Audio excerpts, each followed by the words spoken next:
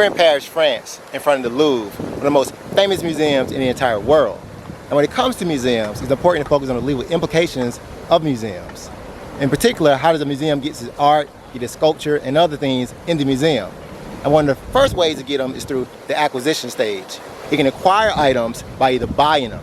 It can buy them from other museums, it can buy them from auctions, and it also buy them from other sellers. Another way is through loaning. It can loan items and get items loaned to it from other museums as well as private sellers and private collectors.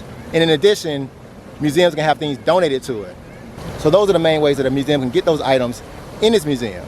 But it's also important to be mindful of, just because the museum has those items in it does not mean it got it legally. Because in 2009, 2010, the French government and the Louvre returned items back to Egypt that they believe was stolen from an Egyptian tomb. And in addition, the president of France recently stated that it's going to return items back to West Africa that they believe was stolen from West Africa. So it's important to know that just because the museum has those items does not mean it got them lawfully and got them legally. And it's important to be mindful of that and take whatever measures you can to hold not only museums accountable, but everyone accountable as well.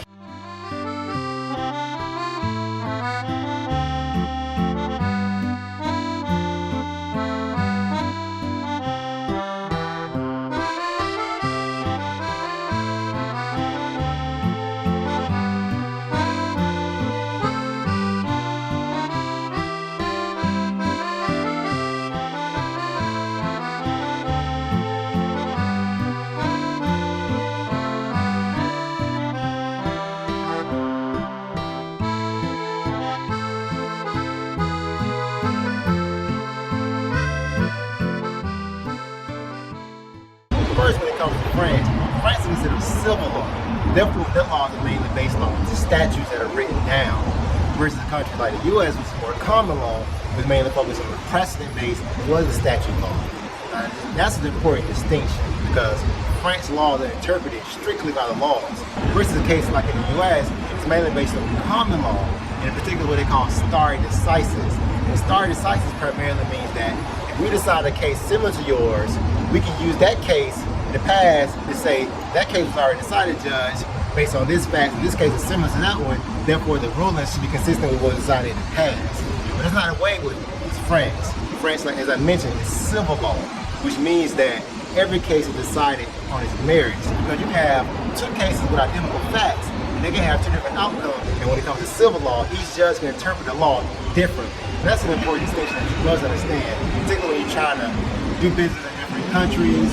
You have to write contracts now. You must understand how those contracts are going to be interpreted by two different jurisdictions. This is what they call comparative law, and when you have it in a contract, they call it choice of law.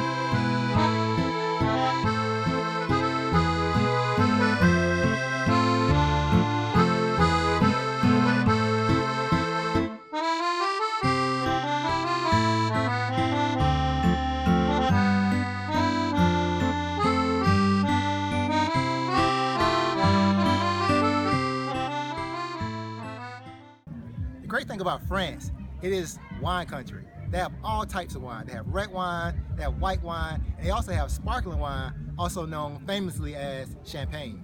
And the thing about champagne in France is that it can only be legally called champagne in the world if it comes from the Champagne region of France. For example, you see sparkling wine all across the world.